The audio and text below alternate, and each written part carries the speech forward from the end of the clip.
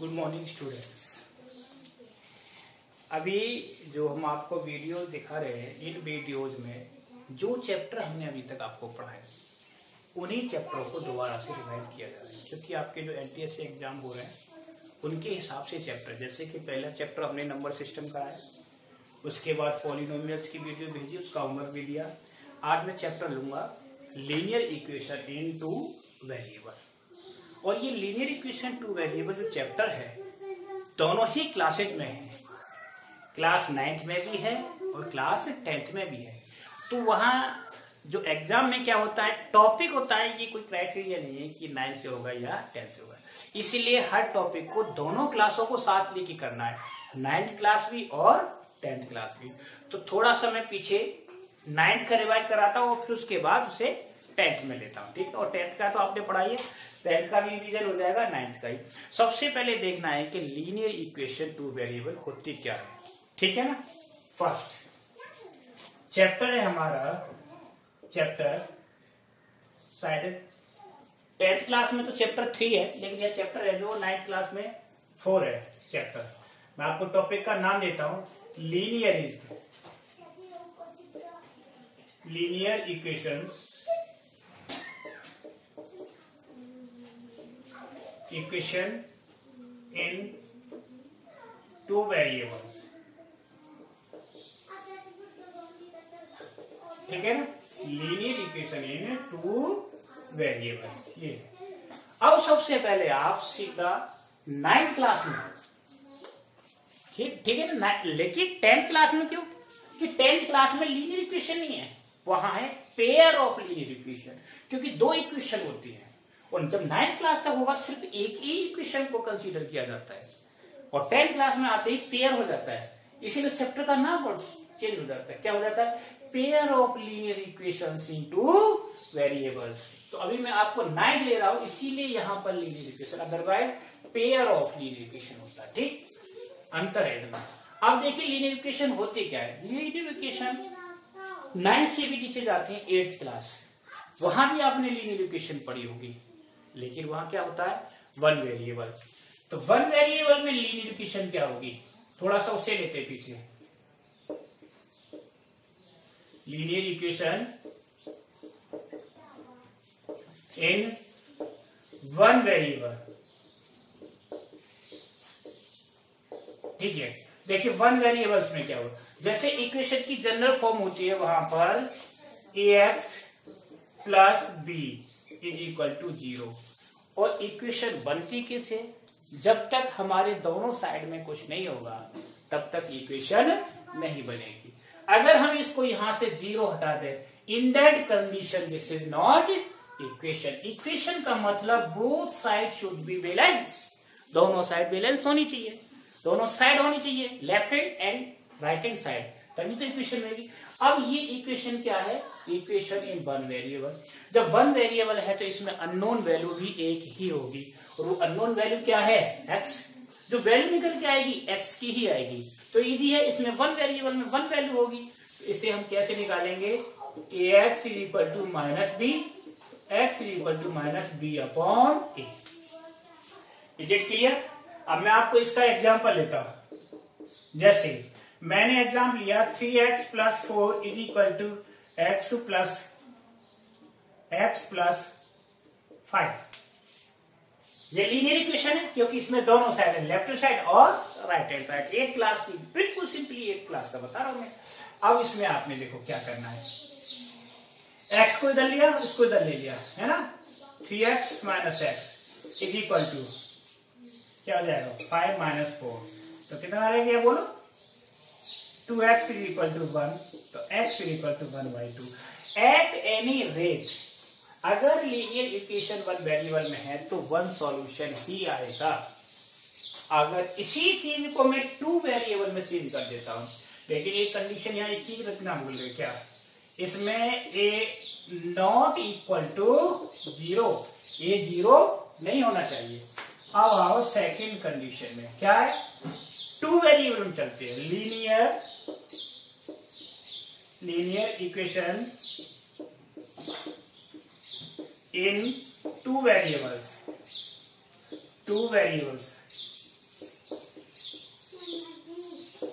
हर चीज को बिल्कुल स्टेप बाय स्टेप समझना, पेशेंस के साथ। आप लोगों को पेशेंस नहीं है, एक साथ टॉप चीज पढ़ना चाहते हो, बेसिक पढ़ते नहीं हो, ठीक है ना, इसीलिए हर चीज को ढंग से समझना है।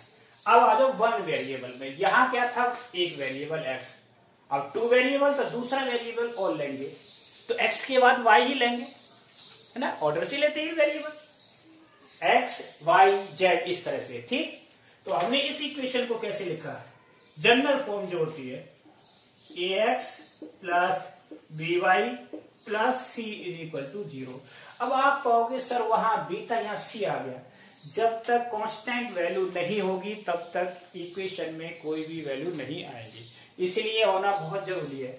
इन इक्वेशनों में क्या होती है, वैल्यूज इनफाइनाइट हो जाएंगे।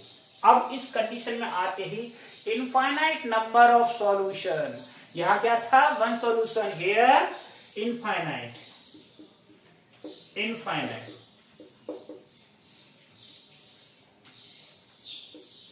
इनफाइनाइट सॉल्यूशन, यहां इनफाइनाइट सॉल्यूशन होंगे। अब मैं आपको बताऊंगा कैसे होंगे इनफाइनाइट सॉल्यूशन, क्योंकि x की वैल्यू y पर में चेंज करते रहेंगे। अब जैसे एक एग्जांपल लिया मैंने, ठीक, क्या है example, 3x plus 4y plus 5 is equal to 0। ये देखो क्या है, लीनियर इक्वेशन, टू वेरिएबल है। अब यहाँ x और y की वैल्यू अनलिमिटेड आप सॉल्व करते रहोगे, ठीक है, निकालते रहोगे। तो सबसे पहला इस चैप्टर में 9th क्लास में हमने पढ़ा होगा, कोई भी इक्वेशन दे रखी है उसको किस फॉर्म में रिप्रेजेंट करना, इन the form of two variable. अब वन वेरिएबल को टू वेरिएबल में कैसे चेंज कर सकते हैं, अब आपको देखना ही है, ठीक। How to change in the form of a x plus b y plus c. देखो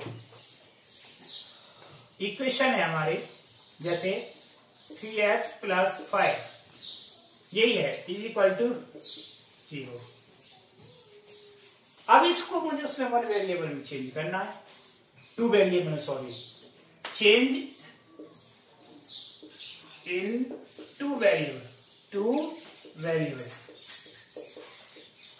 अब सेकंड वेरिएबल नहीं है, 9th क्लास में पढ़ाया होगा, तो क्या करेंगे, इसको लिखेंगे like this, 3x plus 0y plus 5 is equal to 0। अब y आ गया हमारे पास, y आ गया, तो y का कोफिशिएंट क्या है, 0। इसको कंपेयर करो किससे, कंपेयरिंग विद किसके साथ, ax plus by plus c is equal to 0, इसके साथ कंपेयर करेंगे। तो a इज इक्वल टू क्या हो गया, बोलो 3 and b is equal to 0 और c इज इक्वल टू 5। ये वैल्यू आ गई कि नहीं। अब इस तरह से अगर कोई वैल्यू दी है उसे भी आप टू वेरिएबल लिख सकते हो, जैसे x is equal to -5, this is also you can write in two variable. ये केवल x की वैल्यू है, कोई इक्वेशन भी है क्योंकि दोनों साइड है, एक वैल्यू भी है। तो कैसे लिखेंगे इसको, देखो x, पहले इसको इधर लाएंगे, +5 इज इक्वल टू 0, ठीक, बड़ी इक्वेशन। अब उसमें क्या नहीं है हमारे पास, y, तो x plus 0y plus 5 is equal to 0। करो compare, on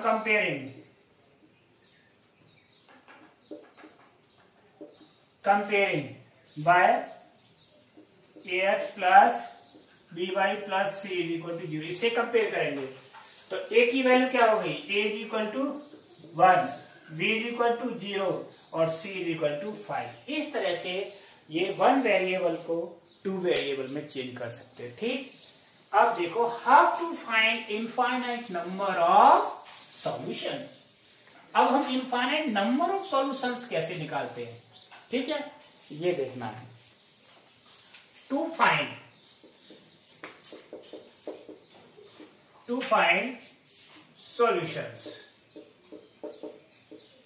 solutions of equation, ठीक है ना। बस इनमें थोड़ा सा इतना ही बता रहा हूं 9th का, मैं आप 10th स्टार्ट करूंगा, ठीक है ना। 9th का तो बस थोड़ा सा जस्ट इंट्रोडक्शन, आपको पता ही है, तो बाकी तो उसमें ग्राफ है। अब सॉल्यूशंस कैसे निकालते, कोई भी एक इक्वेशन ले लो आप, सपोज करो मैंने इक्वेशन ली x plus y is equal to 10 ले लिए। This is equation into variable है या नहीं। इसमें एक टेबल बनाते हैं वैल्यू पुट करके, ठीक है ना। आप चाहो मैंने सॉल्यूशन, इसको मैंने इस तरह से चेंज कर लिया, y is equal to 10 minus x. This is equation 1 और दिस इज इक्वेशन 2। बिल्कुल 9th क्लास में जो चीज पढ़ाई वही पढ़ा रहा हूं, कुछ भी नया नहीं, कुछ भी नया नहीं, बस आपको उसको समझना है। ये बना दिया मैंने इस तरह से, ठीक, क्लियर नोट। अब देखिए इसकी वैल्यू, y की वैल्यू किस पर डिपेंड कर रही है ये देखना है, x पर, ठीक। इससे आप ग्राफ भी बना सकते हो। थोड़ी देर के लिए आप 9th क्लास में पहुंचे, 9th में हमने क्या पढ़ा था, ये x हो गया और ये y is equal to 10 minus x हो गया। जैसे जैसे x की वैल्यू रखेंगे y की वैल्यू आती रहेंगी। मैंने x की वैल्यू क्या रखी, 0, तो y की वैल्यू क्या आ गई 10। x की वैल्यू 2 रखी, y की क्या आई 8। x की वैल्यू 4 रखी, y की क्या आई 4 रखने पर 10 माइनस 4 6। यहां पर 6 रखा तो कितनी आ गई 10 माइनस 6 4। यहां मैंने क्या रख दिया बोलो, x की वैल्यू 8 तो क्या आ गई 2। अब x की वैल्यू क्या रख दी 10 तो क्या आ गई बोलो, 10 रखने पर वैल्यू क्या आ गई इसकी 0 आ गई ना 0। इस तरह से अभी और भी आप लिखा सकते हो, चाहो तो आप नेगेटिव में वैल्यू लोगे। Infinite number of solution you can find, आप इनफाइनाइट नंबर ऑफ सॉल्यूशन आप लिख सकते हो, लेकिन ग्राफ के लिए हमारी 3 और 4 वैल्यूज ही काफी है। अब इस इक्वेशन का देखें ग्राफ कैसे बनेगा। ग्राफ बनाना है इस इक्वेशन का, तो आप इसको इस तरह से डिवाइड कर देंगे एक्स और वाई, ठीक। यहां सपोज करो आपने लिया 0 2 4 6 8 और 10। ऐसे यहां पर 2 4 6 8 और 10। तो पहला पॉइंट देखिए x 0 y 10 और दूसरा लास्ट पॉइंट x 10 y 0, दोनों को मिला देंगे। ये this is the equation of x plus y is equal to 10। इस इक्वेशन का ग्राफ आएगा और ये बाकी सारे जो पॉइंट है इसी इक्वेशन पर लाई करेंगे। देखिए 2 पर 8, x की वैल्यू 2 है तो y 8 आ गया, x की वैल्यू 4 पर 6, इस तरह से ये चलता रहेगा। तो इसका ग्राफ भी बहुत इजी है, ठीक है। अब आप ये 9th क्लास में सिर्फ इतना ही है आपको, यानी इक्वेशन को रिप्रेजेंट करना, इसके जीरो निकालना और वेरीफाई करना, ठीक है। अभी आपको हम एक तो क्वेश्चन ऐसा भी लेते हैं जिसमें क्या है k की वैल्यू फाइंड करनी हो, वो भी 9th क्लास में आता है, ठीक है ना। कभी कभार वो क्वेश्चन क्वाड्रेटिक में पहुंच जाता है, ठीक। तो जैसे एक दो क्वेश्चन लेते, क्या होगा वहां सॉल्यूशंस दिए होंगे and find the value of k। तो ये बुक में से ही देखना पड़ेगा कोई क्वेश्चन, 4th चैप्टर का 9th क्लास की बुक से ही लिखते हैं। क्वेश्चन है देखो ये, हाँ ये रहा क्वेश्चन। क्वेश्चन है x is equal to 2 and y is equal to 3 is solution, solution of, किसके सॉल्यूशन है equation k plus 1 x minus 2k plus 3 y minus 1 is equal to 0, यानी इसके सॉल्यूशन है। Then find the value of k, क्या find करना है, find k। इस तरह के भी क्वेश्चन आते हैं, ठीक है ना। अब देखो इसमें क्या है, जब x और y इस इक्वेशन के सॉल्यूशन है तो इन प्लेस ऑफ है हम क्या रखेंगे x 2 और y के ऊपर क्या रखेंगे 3 और इसको सॉल्व कर देंगे। तो सबसे पहले write the equation k plus 1 bracket x minus 2k plus 3 bracket y minus 1 is equal to 0। Put the value of x and y। तो k plus 1 is into 2 minus 2k plus 3 into 3 minus 1 is equal to 0। इसको multiply किया 2k plus 2, यहां से minus तो कितना हो जाएगा बोलो, 6k और -9 -8 इज इक्वल टू 0। ठीक, -6 और +2 तो कितना हो, -4k और ये कितना रह गया, +2 -17 इज इक्वल टू 0। इसको सॉल्व करो, देखो क्या आता है आंसर से।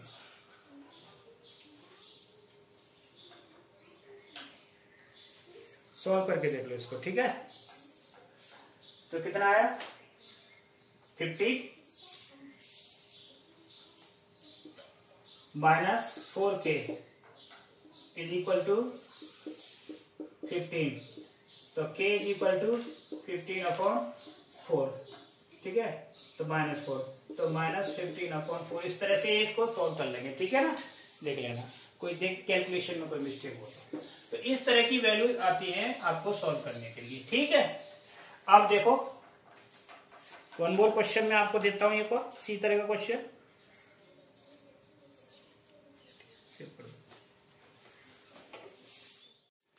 अभी तक ये 9th क्लास का मैंने पीछे का आपको, अब आता है पेयर्स वाले, यानी जहां हम 2 इक्वेशंस लेते हैं।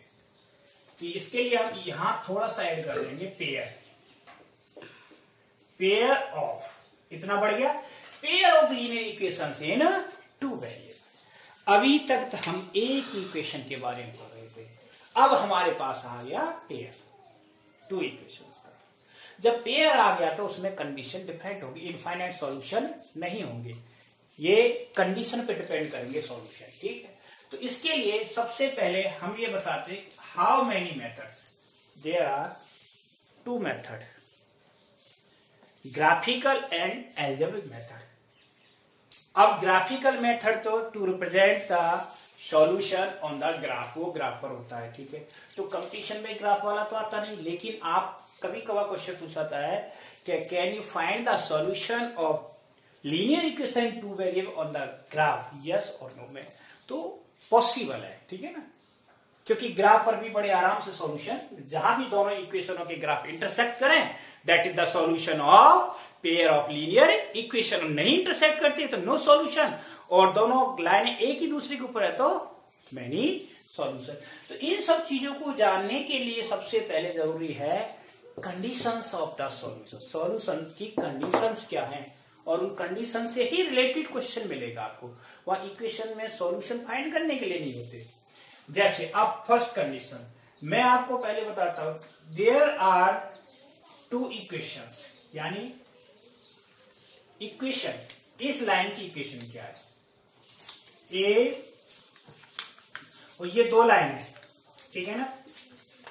और दोनों की इक्वेशंस मैं आपको लिख देता हूं, ये तो पहले वाली कंडीशन हो गई फर्स्ट, जैसे a1x plus b1y plus c1 is equal to 0, this is equation 1। a2x plus b2y plus c2 is equal to 0, equation number 2। अब इसमें फर्स्ट कंडीशन, ठीक है। फर्स्ट कंडीशन क्या होगी, सबसे पहली condition a1 upon a2 not equal to b1/b2। इसमें ratio से कंपेयर करती, और रेशो किसकी, कोफिशिएंट की। a1/a2 means ratio of the coefficient of x, b1/b2 ratio of the coefficient of y are not equal. अगर इक्वल नहीं है तो क्या होगा, then unique solution, unique solution. कैसा सॉल्यूशन होगा, यूनिक, सिंगल सॉल्यूशन होगा। x की भी एक वैल्यू होगी और y की भी एक वैल्यू होगी, यूनिक सॉल्यूशन हो गया। जब सॉल्यूशन यूनिक होगा तो लाइन क्या करेंगे, आपस में इस तरह से इंटरसेक्ट करेंगी, then lines in of equation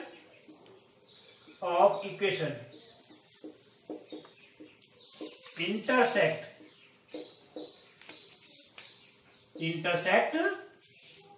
at one point पर इंटरसेक्ट करेगी।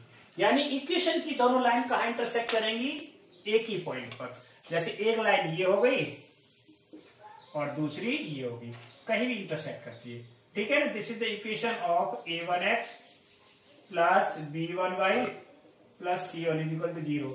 और ये इक्वेशन क्या है, a2x plus b2y plus c2 is equal to 0।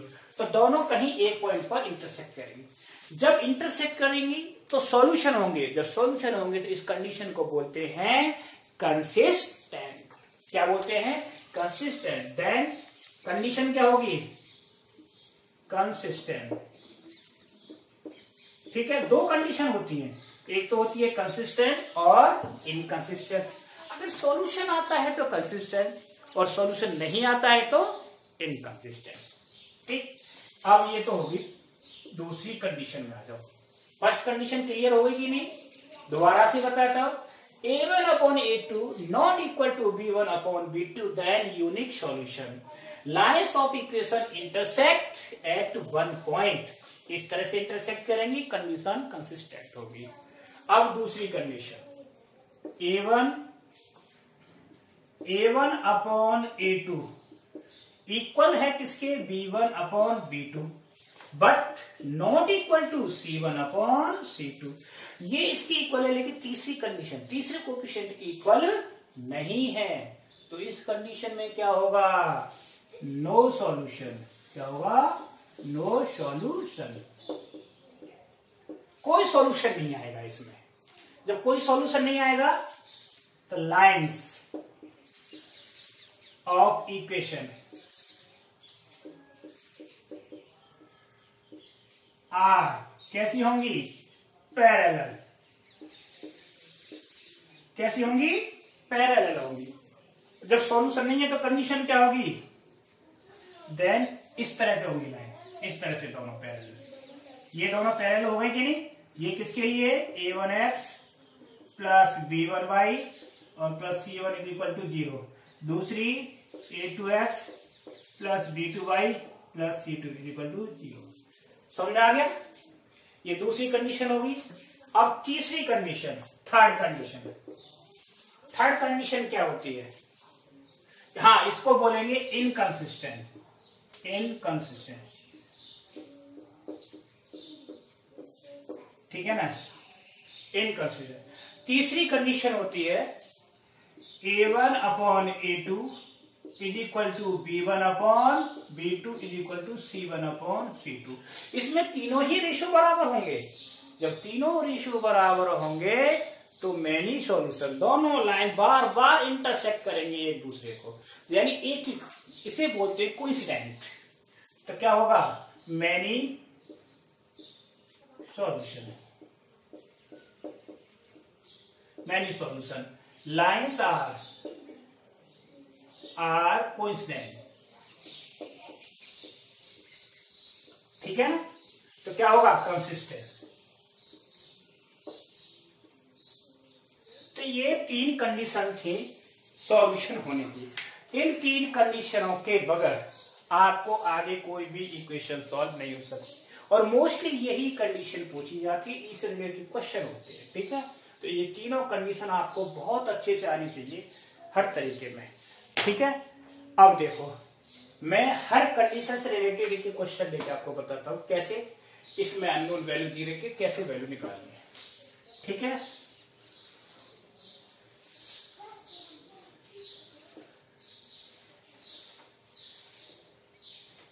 अब आपको क्वेश्चन देते हैं हम।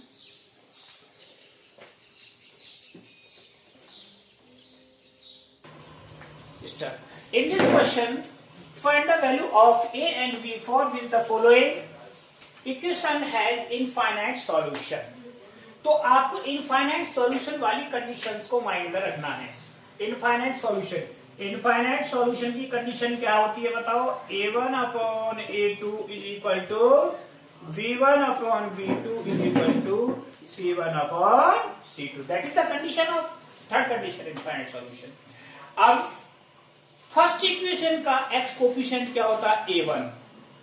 तो a1 क्या हो गया यहां पर हमारा, बोलो 2, और A2 क्या हो गया 4।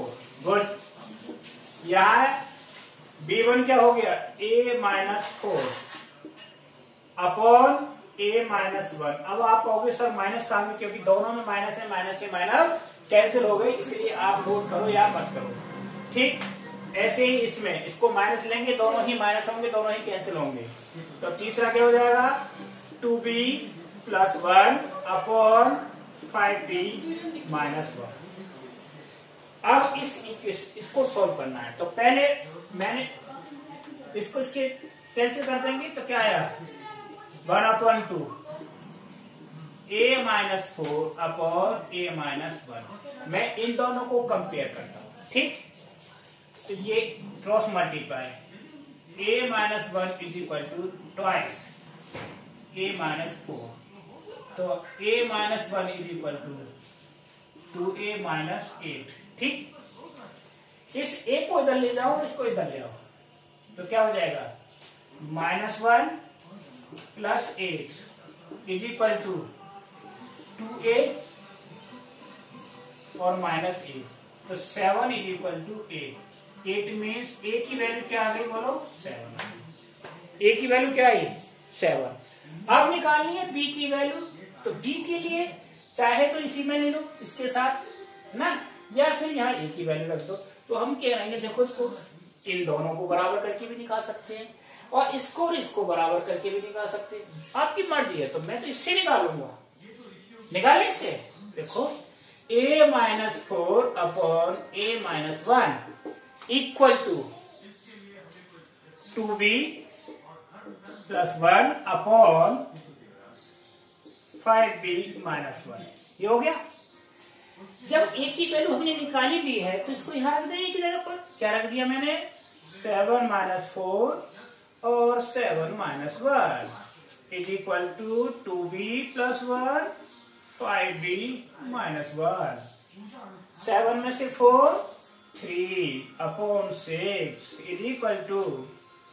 2B + 1 और 5B - 1। करेक्ट, ये 5B, ये 1/2 1/2 = 2B + 1 और 5B - 1। क्रॉस मल्टीप्लाई, तो क्या हो गया 5B - 1 = 2 2 जा 4B और +2। B को एक तरफ कर लो। ठीक, तो 5B - 4B = 2 + 1। तो B की वैल्यू क्या आ गई 5B में से 4B गए, तो B बचा = 3। Then the value of B = 3। और ये हमें निकालने, जब कब आई ये वैल्यू निकल करके, जब हमें कंडीशन पता है। अगर कंडीशन नहीं पता होगी तो कोई वैल्यू नहीं आनी चाहिए। ऐसे ही कंडीशन तुरंत पता करना चाहिए हमें क्या इसमें यूज करना है। एक क्वेश्चन और बताएं कि आज के लिए इतना ही काफी है। तुम्हें तो कुछ करना नहीं है, आराम से अपना एक बच्चे ने कर लिया कॉपी कर दिया, ऐसे मत किया करो, क्वेश्चनों को किया करो। ठीक है, हाँ अच्छे से।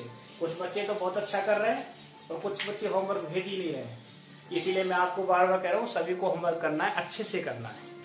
ठीक है।